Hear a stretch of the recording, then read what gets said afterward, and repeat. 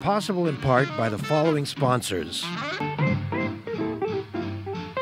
The Trial Lawyers Association of BC.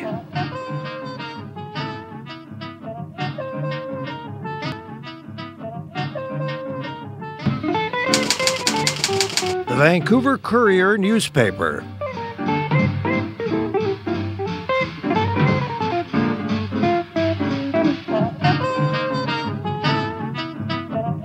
My new book about addictions, All the Way Home, Building Recovery That Works.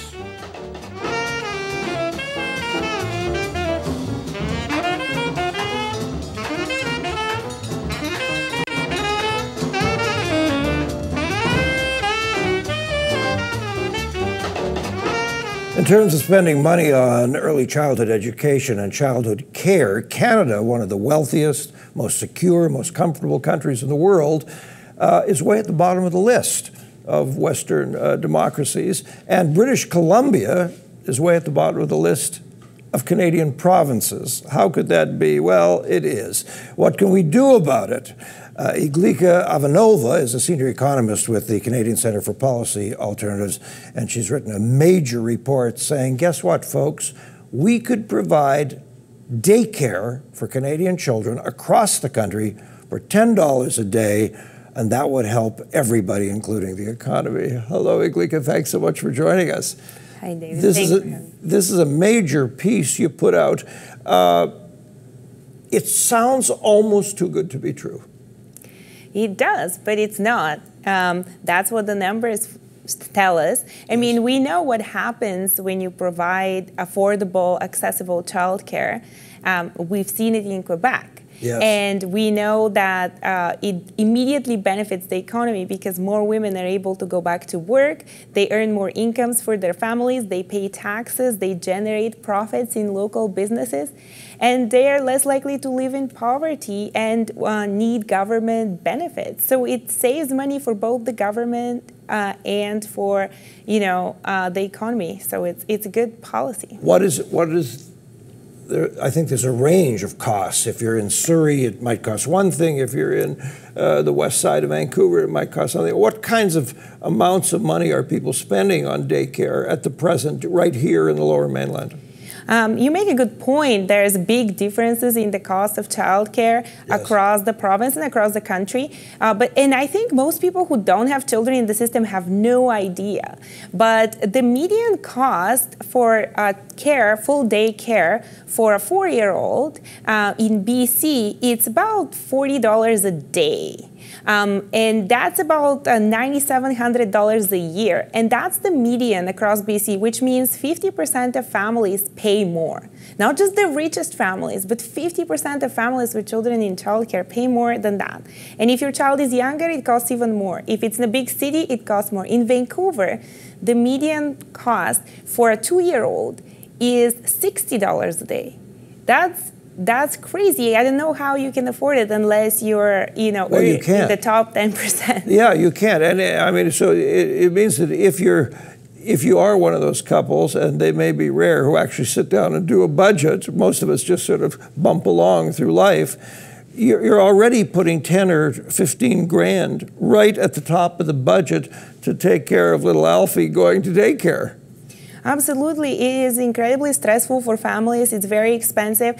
And the other problem is that there aren't enough spaces. Yes. So in a big city like Vancouver, but across the province, you usually have to go on a wait list for childcare as soon as you find out you're pregnant, basically. Yes. And even that's no guarantee that after your parental leave is done, yes, you'll be able to get a spot in regulated, monitored care. So what yes, happens is families either have to have one parent, and it's usually the mother, to stay home, or they send their kid to unregulated care, which is, no monitoring, no standards, you have no yes, idea what's going on.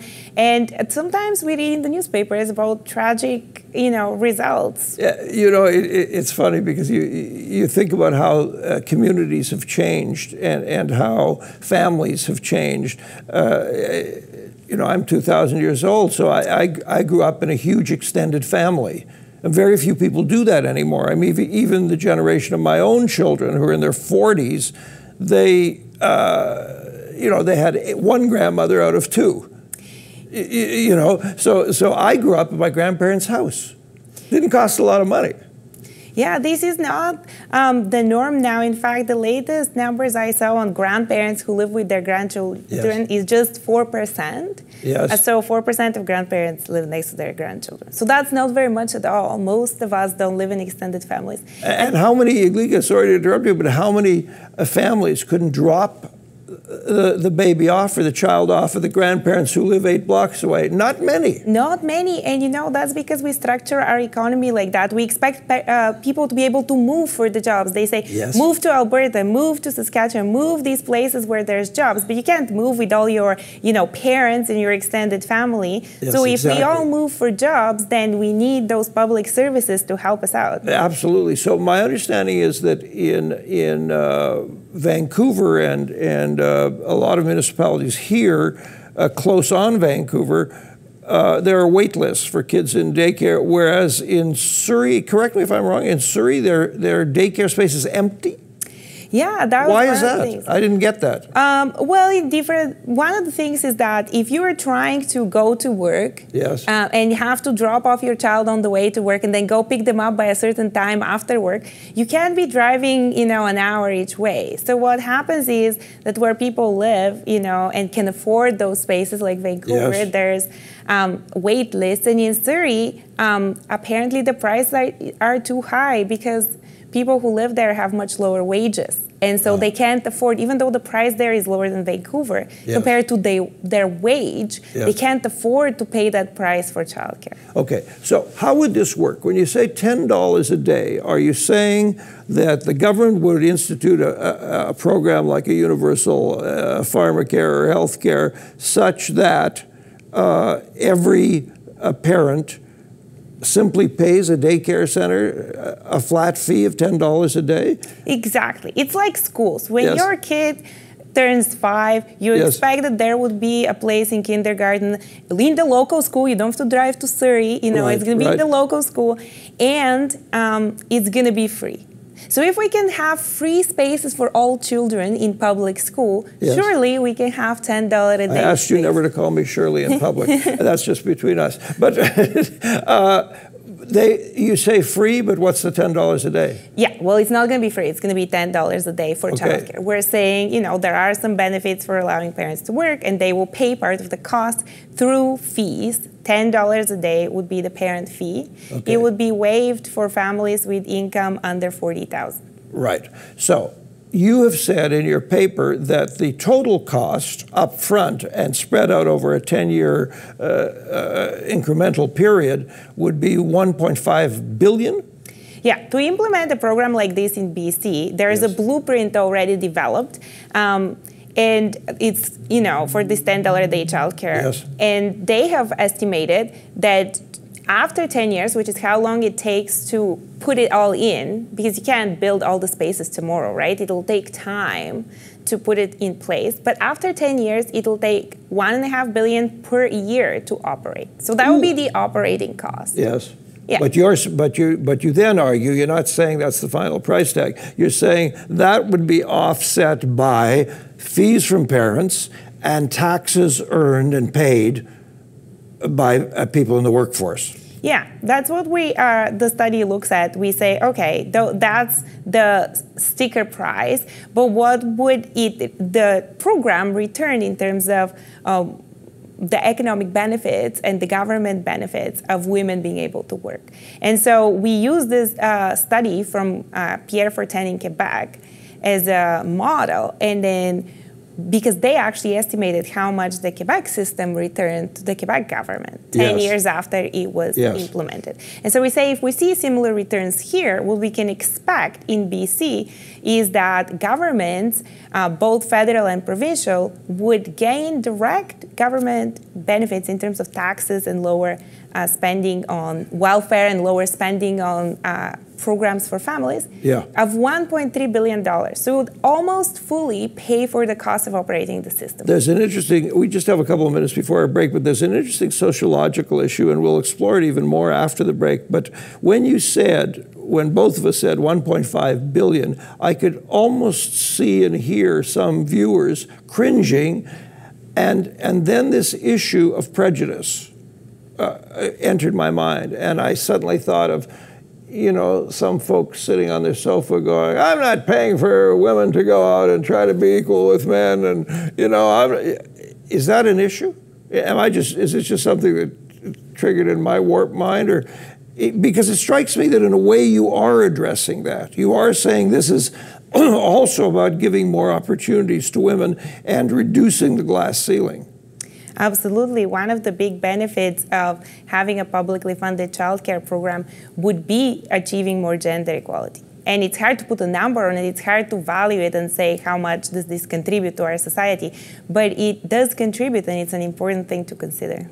You're saying that there is a value, system there. That you're not coming from this in a totally neutral and only a financial way. You're looking at it also in terms of the sociology, in terms of women's rights, women's opportunities. This is one of the benefits of childcare. I mean, this program has many benefits, of which this is one. There are benefits on the children, for example. Let's talk about that. Go ahead, please. There's benefits for children in terms of learning, emotional development, cognitive development. We have, the last 20 years, have seen a lot of research on how our brain develops in the early years. And in fact, it says that we're mistaken to invest so much only after the age of 5, right? Because we put a lot of money into public schools. Sure, yes, there's some underfunding problems, but generally speaking, a lot of money goes into public schools. But it starts at the age of 5. That's an arbitrary age, and the latest 2 decades of research starts way earlier. Tells us that, yeah, it starts way earlier, and so that's a huge benefit of childcare. But again, from the perspective of a funder or a government that would put this program in place, that's a benefit that it's hard to monetize. It's hard to say how many dollars does this bring in, and it also happens quite far in the future, because if the child gets care at the age of 3 or 4, you know, before they start paying in as a worker, you know, at the age of 20 or 25 after they've completed their education, that's a really long period of time. Really, in a way, what you're saying is that we want to extend the universal education system that already exists by a few years. Yes. In a sense, that's what you're arguing for. Yes, although it can just be a simple extension, like take the same model we have and just roll it down, because of the way that early brains develop, and you need to integrate play and we won't be learning. Teaching algorithms. Yes. Okay, we'll take a little break and let our algorithms go to town here. Folks, back in a second with our guest. Your opportunity to send us a note at davidberner.com, and the opportunity for these lovely people who support us here on this show to say hello on Shaw Community Television Cable 4, back with Iglika Ivanova right after this. This program has been made possible in part by the following sponsors. The Trial Lawyers Association of BC.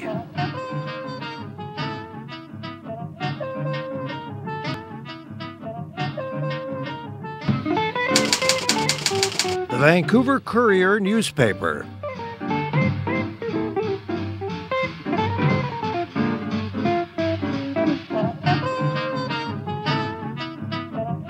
My new book about addictions, All the Way Home, Building Recovery That Works.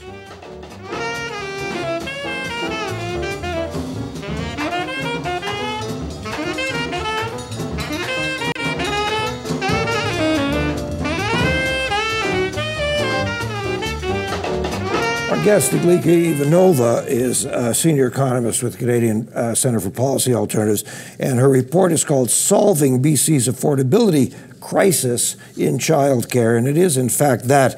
Now look, let's look at the Quebec model for a minute, because so much of it looks pretty good, and I want you to tell us about that, but there are also some questions, and the gal who wrote up the report in The Sun does point out a few of them. So let's talk about what really seemed to work, and what could use a bit of massaging.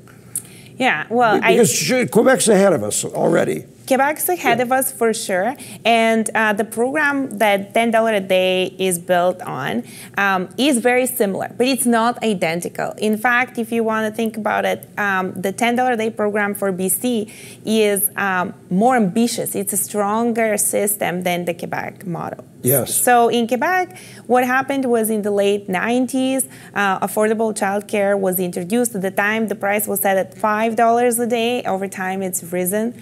And a big investment was made in expanding spaces. So they have spaces now for over 50% of children under 6. Yeah. Wow. And BC has space for about 27%. So they used to have as few spaces as the rest of Canadian provinces, and then they massively invested in that. And that led to more women working, in great reductions in the poverty rates of single mothers and their children.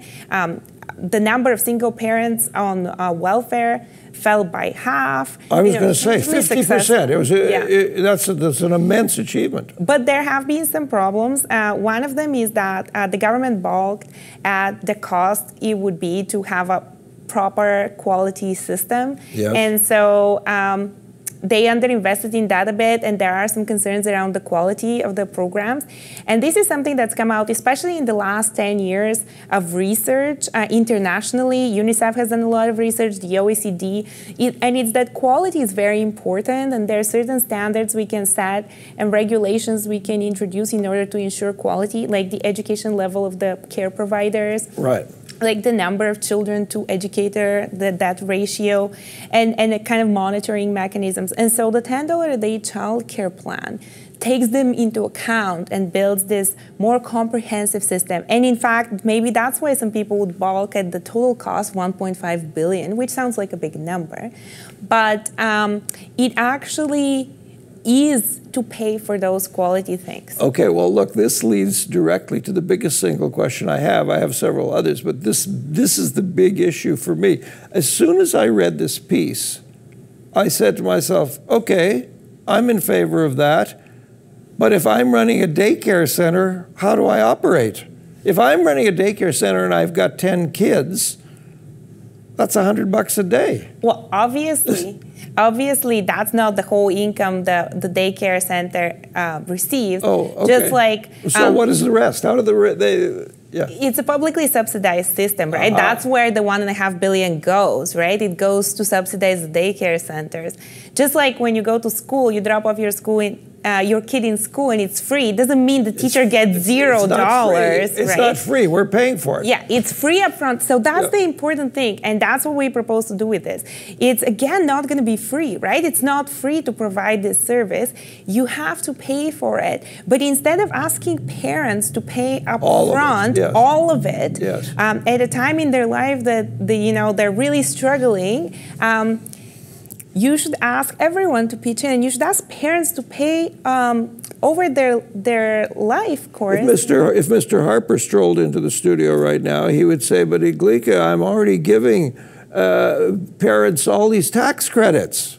Yes, we have tax credits. Yes. But the tax credits are inadequate. They're not solving this problem. I mean, the universal so-called child care benefit was introduced in 2006. And this problem of inaccessible childcare, of the fact that there's not enough spaces, that people can't afford the fees, that has just gotten worse and worse. Even though we've had that benefit, it covers 2-3 days of childcare. It's just not enough. Yeah, you get what happens, of course, is people get a child credit or any other credit from the tax department. I got a check in the mail the other day, mysteriously out of nowhere, for something I didn't understand, even for $339.70. And immediately took some friends out for dinner.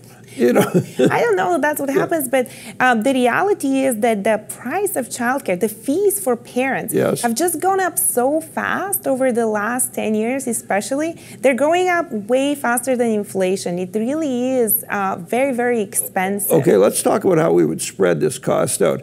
It's interesting to me that at the beginning of your paper, you say this could be paid by a partnership of the province and the country and the feds.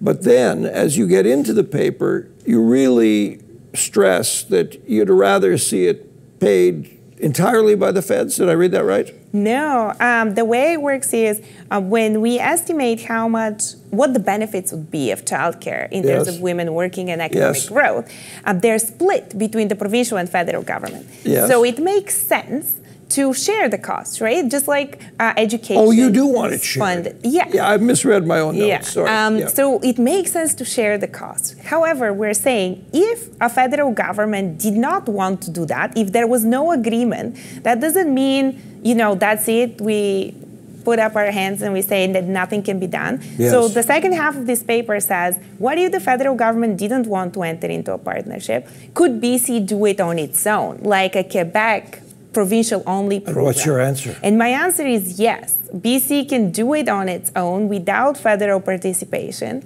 and it would be slightly more expensive because that means that we can't count the federal benefits towards our financial plan. We would have to raise more money.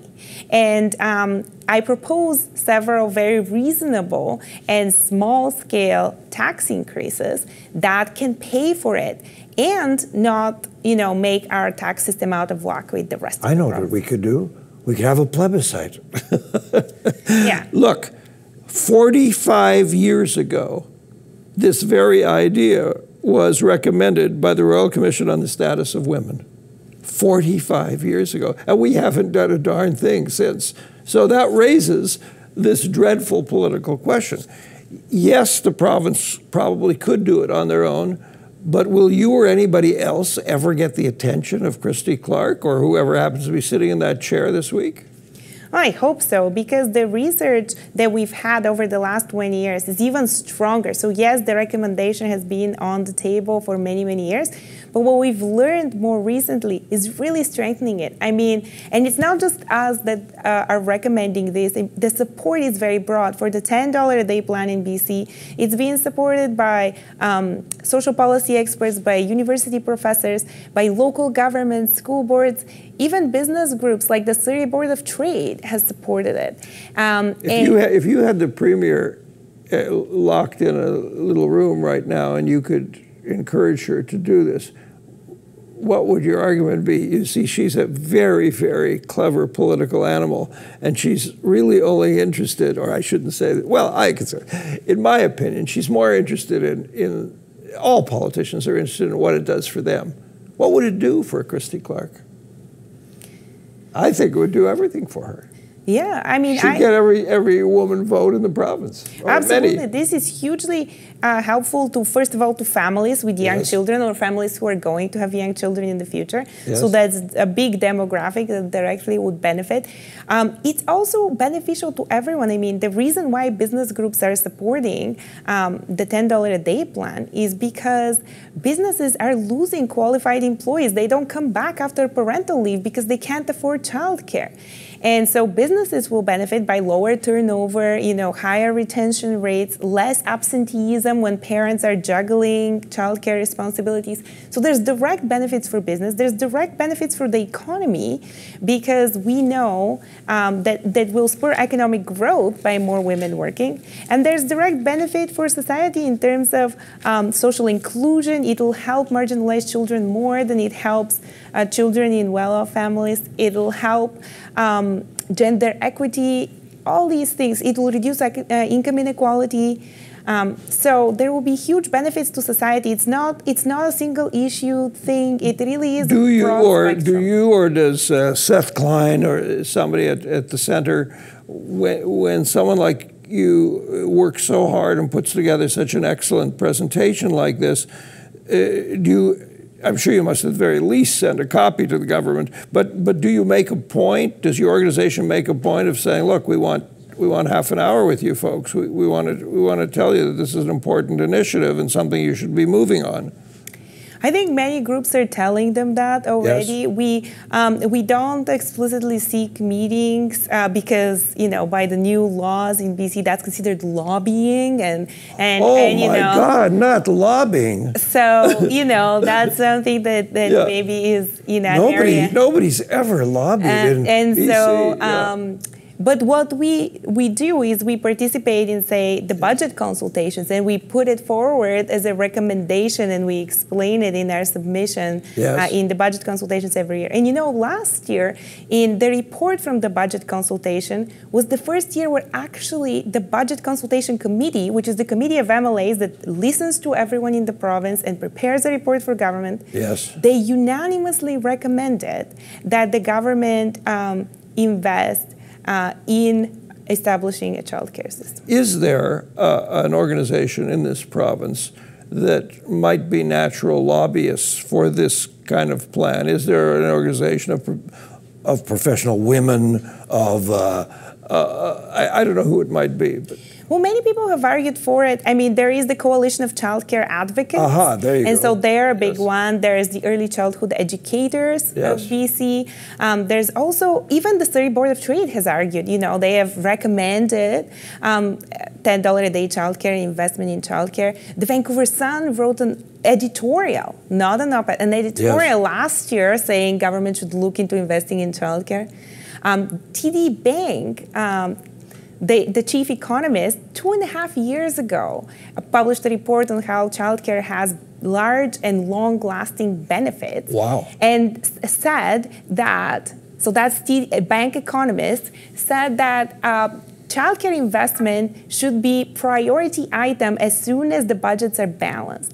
And guess what? In BC, the budgets have been balanced for 2 years. Well, look, we're out of time. A, I thank you, Iglika. But B, I think this is the kind of wonderful research work that we now have to put into action, put into political action. Thanks so much for doing this. Thank you. Yeah, great pleasure. Okay, folks, that's it for us. And next week, Bruce Ralston, the NDP MLA for Surrey area, was supposed to be on a few weeks ago. There were complications. Anyways, he'll be on next week, and he's going to talk about the Community Safety Act. Doesn't feel very safe these days, especially in Surrey. Thanks for being with us this evening. Have a good night.